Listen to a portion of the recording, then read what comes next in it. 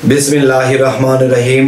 हे समस्त जगतवासी, आज आमी शामीम आली चिश्ती आपनादेर सामने जे आलोचनाटी निये हाजिर हलाम से आलोचनाटी अवश्यई अवश्यई ख्याल करे शुनले आमरा इहकाल परकाले लाभवान हब। विशेष करे आजकेर आलोचनार जे थामलेन सेई थामलेने कि पेयेछेन आपनी शत शत सुंदरी रूपसीर माझे थेकेओ आपनी निजेके नारी बानिये राखबेन। निजेके किभाबे आपनी नारी बानिये राखबेन एर कौशल की करले पारा जाबे। देखा गेछे आपनि तरिकतेर मानुष, आपनि साधना करेन, एखन सेई शत शत रूपसीर माझखाने थेके आपनि निजेके किभाबे टिकिये राखबेन, सेखाने आपनार हाकिकत बुझिये किभाबे राखबेन, आपनार काम तत्व बा काम के आपनि किभाबे कारे तुले राखबेन, जे मेये मानुषेर साथे आपनि मेये मानुष हये जाबेन, एटा कि करते होबे एई निये एकटु आलोचना करब इनशाल्लाह। एई विषयटी हलो देखुन जे आपनि तरिकार जगते आछेन, आपनि नारीर काछ थेके दूरे थाकार चेष्टा करेन, कारण तादेर रूपे तादेर कामे यदि आपनि मत्त हये जान ताहले किन्तु आपनार एरकम मुर्शिद धरा एरकम साधन करार कोनो मानेई हय ना। ताई आमि बोलते चाइ जे जे शत शत नारीर मध्य थेके रूपसी सुंदरीर माझखाने थेके आपनि यदि पुरुष हये थाकेन ताहले किन्तु आपनि सेखाने फेल मारबेन बा दुर्घटना घटबे, खाराप किछु घटे जाबे। ताहले एखान थेके आपनि निजेके किभाबे ठीक राखबेन, तो जे कौशलटा आमी आपनादेरके आलोचनाटा करब तारपरेও जार जार मुर्शिदेर काछे आरो क्लियर करे नेबेन और आमिও क्लियर करार चेष्टा करब। तो अवश्यई लक्ष्य करबेन कथाटी, सेई कथाटी हलो प्रथमत कि करते होबे जे आपनि एकटा सागरेर काछे नेই, आपनार साथे शत शत काम सागर और एদের तुलनाয় আপনি নদীও না পুকুরও না নলকূপের কতটুকু এর বেশি কিছু না, তাহলে এই নলকূপ নিয়ে আপনি সাগরের সাথে কিভাবে টিকে থাকবেন গেল এই সাবজেক্ট। একটা আগুনের যে ক্ষমতা, যে মোম আর আগুন একসাথে যদি রাখা হয় তাহলে আগুন যদি দূরেও থাকে এটার তাপে তাপে মোমটা গলে যায়, আর আগুনের মধ্যে দিলে লোহাটাও গলে যায়, লাল হয়ে যায়, লোহাটাও গলে যায়। তো এখন বিষয় হলো যে আপনি এদের মধ্যে থেকে নিজেকে ঠিক রাখবেন কিভাবে। যতক্ষণ পর্যন্ত আপনি নারীদের সাথে যতক্ষণ পর্যন্ত নারী হইতে না পারছেন ততক্ষণ পর্যন্ত আপনি তাদের সাথে টিকতে পারবেন না, আপনি খারাপে লিপ্ত হয়ে যাবেন। আচ্ছা, এখন আমি যেটা বলবো দেখুন যে প্রথমত ভরসা করতে হবে কি, আপনি একটা ট্রেনের মধ্যে আছেন, ট্রেনের শেষের ডাব্বা 35টা ডাব্বার শেষের ডাব্বাতে আপনি আছেন। এখন আপনার একটা সমস্যা হয়েছে, এখন ট্রেনটা থামাতে হবে। এখন কি করবেন, সেই ছাদের উপর দিয়ে বা ভিতর দিয়ে দৌড়ে দৌড়ে আপনি কি সেই ইঞ্জিনের ড্রাইভারের কাছে যাবেন? সেখানে যেতে যেতে আপনার দুর্ঘটনা ঘটে যাবে। তাহলে সেখানে পৌঁছানো আপনার প্রয়োজন নেই, সেখানে না পৌঁছে আপনি সেই ডাব্বাতে বসেই যে ট্রেনের মধ্যে যে একটা বান্দা আছে, সুইচ সিস্টেম আছে, এখান থেকে টিপ দিলে বা নাড়া দিলে সেই ট্রেনে সে প্রথম যে ট্রেনের ইঞ্জিন চালাচ্ছে তার কাছে খবর হবে এটা কত নম্বর থেকে, যে একদম শেষের ডাব্বা থেকে আমাকে ট্রেন থামাতে বলা হচ্ছে, তাহলে বিপদ সংকেত। তাহলে আপনি নক করেছেন কোথায়, সেই শেষের ডাব্বা থেকে, কিন্তু ট্রেন কিন্তু থেমেছে। তাহলে আমরা যদি আমাদের মূল গোড়া হযরত মুহাম্মদ সাল্লাল্লাহু আলাইহি সাল্লাম আমরা সেখানে যেতে যেতে আমাদের কারবার শেষ। এখন এখানেই কি আছে, পীর নামক মুর্শিদ নামক যে একটা বিষয় আছে, এখানে আমি তার রূপ, আমার মুর্শিদের রূপটা আমি সামনে আনব। সামনে আনার পরে কি করতে হবে? তখন ভিতরে ভিতরে আপনাকে যে নামটি দিয়েছিল আপনার মুর্শিদ, সেই নামটি ভিতরে ভিতরে জপবেন। এক।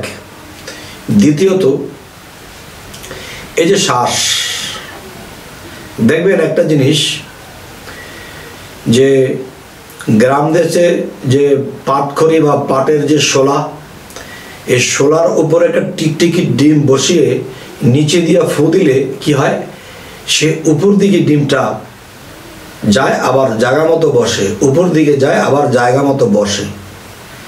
তাহলে মানুষের বা পুরুষ মানুষের যে রতিমতির যে বিষয়টা, যে মুর্শিদ রূপটা যখন আপনি ধরেছেন, তো এর পাশাপাশি কি করেছেন, যে আপনার মধ্যে যে শ্বাস, সেই শ্বাস আপনি পেট ভরে রেখে দিয়েছেন। পেট ভরে রেখে দিয়ে যতক্ষণ পারেন করছেন, আবার শ্বাস নিচ্ছেন, আবার পেট ভরে আবার সেই ধ্যানে খেলে আছেন, আবার শ্বাস পেট ভরে আবার আপনি আছেন। তার মানে যে শ্বাসটা আপনি নিয়েছেন, এই শ্বাসে যে আপনার আকাশ থেকে যে সেই রতিমতি যে পড়ে যাবে, সেটা পারবে না, বাতাস সেটা উপর দিকে রেখে দেবে। সুবহানাল্লাহ। তবে আমি যেটা আপনাদেরকে একটু যুক্তি দিয়ে বোঝানোর চেষ্টা করলাম, হয়তো আপনার মুর্শিদকে এই আলোচনাটা করলে, যে বাবা যদি এরকম পরিস্থিতিতে পড়ে যাই, নিজেকে বাঁচাতে, নিজের রতিমতিকে বাঁচাতে, নিজের সম্মানকে বাঁচাতে, তরিকতকে ঊর্ধ্বের দিকে নিতে, এরকম একটা পরিস্থিতি যদি হয় যে শত শত কোনো সুন্দরী রূপসীর মধ্যে আমি পড়ে গেছি, তখন নিজের মন দিল ঠিক নেই, তখন আমি কি করব? নিজেকে ঠিক রাখতে আমি কি করব? তখন এই গল্পটা যখন আপনি তুলে ধরবেন যে শামীম আলী চিশতি নামক একজন ব্যক্তি এই আলোচনাটি করেছে, এখন এটাকে কি আপনি আরেকটু রিপিট করে বা আরেকটু ভরট করে আরেকটু সুন্দর করে সাজিয়ে দেবেন, নাকি আপনার কাছে অন্য কোনো পদ্ধতি আছে সেটা বলে দেবেন? তবে একটা জিনিস কি, যে পুঁজি থাকলে ব্যবসা হয়। আপনার মুর্শিদকে যদি আপনি জিজ্ঞাসা করতে পারেন, আপনার মুর্শিদের কাছে যে জিনিসটা আছে সেটা দেবে, আর না হয়তো আমি যেটা বলেছি এটাকে হয়তো আরেকটু সাজিয়ে সুন্দর করে দেবে। তখন কি হবে, সেই শ্বাস যখন ভিতরে রাখবেন, মুর্শিদের রূপ রাখবেন, আর আপনাকে যেই নাম বা যেই জিকির দিয়েছিল সেটা রাখবেন, তখন নামে, রূপে এবং শ্বাসে, আপনার প্রেমে, তখন সেই বাতাসের চাপে সেটা নিচে নামবে না, উপরেই থাকবে। দেখবেন আকাশে মেঘ ঘুরে, যখন অনেক বাতাস থাকে তখন কিন্তু বৃষ্টি হয় না, যখন বাতাসটা কমে আসে তখন বৃষ্টিটা ঝাপ করে পড়ে। তার মানে যে আকাশে মেঘ ঘুরছে, বাতাসের সাথে ঘুরছে, সে কিন্তু পড়ছে না। যখন এই বাতাস থেমে গেছে তখন এটা নেমে গেছে। ঠিক মানুষের রতিমতির যে বিষয়টা আছে, যদি কেউ এই বাতাসটা যদি সে স্বাভাবিক আনা নেওয়া করে কিংবা বাতাস বের করে ফেলে দেয়, তখনই তার ঝপ করে সেই বৃষ্টিটা বা সেই পানিটা পড়ে যাবে। আর যদি এটাকে শ্বাসের উপরে শ্বাস রেখেছে, পেট ভরে রেখেছে, যতক্ষণ পারছে ততক্ষণ রাখছে, পরে আবার ছেড়ে দিয়ে আবার ভরছে, আবার নামে রূপে, আবার শ্বাস শেষ হয়ে গেছে, আবার নামে রূপে, তাহলে কি হবে? আপনি যখন নামে যাবেন কাম দূরে থাকবে, আপনি যখন রূপে থাকবে তখন কাম চুপে থাকবে, আর যখন আপনি বাতাসের সেই কাজটি করবেন তখন সেই জিনিসটা সেই শোলার মধ্যে ফুঁক দিলে যেরকম ডিমটা আবার জায়গা মতো বসে, আবার উপরে ওঠে, আবার কিন্তু একবার নিচে পড়ছে না। যদি আপনি নাম ও রূপ ও বাতাস এটি যদি আপনি ট্রাভেল করেন বা আপনার মধ্যে যদি অন্যমনস্ক হন, তখন কিন্তু সেই ডিমের মতো করে সেই বৃষ্টিটা পড়ে যাবে, পানিটা পড়ে যাবে, তখন কিন্তু আর আপনার হলো না।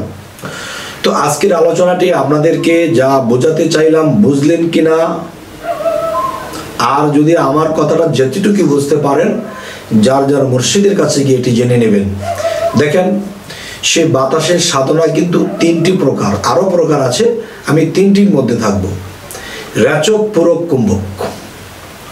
যে পুরুকের মাধ্যমে আরেকটা আছে, যে সেই ভিতরে দম থাকা অবস্থায় যখন মানুষের সাধনা করে তখন কিন্তু সেই বাতাসটা ওঠানামা করবে। সেই বাতাসটা যখন ওঠানামা করবে, কিন্তু নতুন বাতাস নিয়ে নয়, ভিতরের বাতাসই ভিতরে খেলবে, তখন কি হবে? তখন সেই আকাশের মধ্যে সেই মেঘটা ঘুরতে থাকবে, পড়বে না। তো রেচক, পূরক, কুম্ভক এই তিনটা সাধনা যদি কোনো ব্যক্তি করে থাকেন, তিনি কিন্তু বাবা ওই সাধনা করা অবস্থায় কখনো স্ত্রীর কাছে যেতে পারবেন না। আর যদি যাওয়ার ইচ্ছা থাকে তাহলে এই সাধনা করবেন না। যদি করেন তাহলে এই সাধনার ফল পাবেন না। যাই হোক, হে সমস্ত জগতবাসী, আমি সমস্ত তরিকতের লোকদেরকে দৃষ্টি করে এই কথাটি বললাম। যারা সাধারণ আছে, নামাজি বা তরিকত নেই, তাদের মসজিদ নেই, এরকম লোকেদের জন্য আমার এই কথা নয়।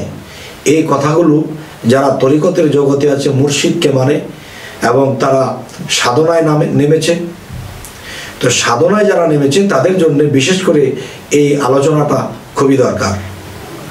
তবে এর পাশাপাশি আমি আরও একটি কথা বলবো, যে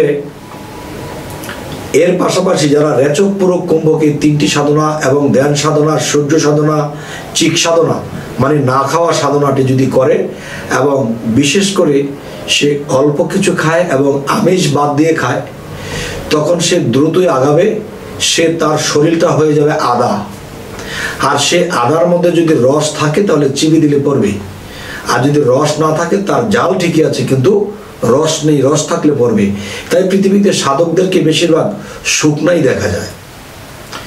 তবে বলতে পারেন আপনার তো স্বাস্থ্য ভালো, আপনি তো সেই রকম আদা, যে আদা রস টিপ দিলে যায়। দেখেন, একটা সময় আমি সেই সাধনায় ছিলাম, যখন আবার সংসারে ফিরে এলাম, তখন আবার আস্তে আস্তে সংসারের ফ্যামিলিতে থাকতে থাকতে বা আগের মতো অতটা করি না, অল্প কিছু করি। ভক্তবৃন্দ আসে, কেউ বলে বাবা এটা খান, একটু খেয়ে এদেরকে দিতে হয়। যাই হোক, সে প্রসঙ্গে গেলাম না। তো আমার যেটা করার আল্লাহ আমাকে যতটুকু তৌফিক দিয়েছে ততটুকু করেছি। তবে যারা শুরু করেছে এইসব সাধনায় নেমেছে তাদের জন্য এই আলোচনাটি। যাই হোক, এর সমস্ত জগতবাসী, আজকের এই আলোচনা যদি আপনাদের ভালো লাগে তো অবশ্যই আমাদের এরকম আলোচনা পেতে আরও সাবস্ক্রাইব করে রাখবেন, যাতে পরবর্তীতে ভালো ভালো আলোচনা দিতে পারি। তো সকলে ভালো থাকবেন। আল্লাহ হাফিজ।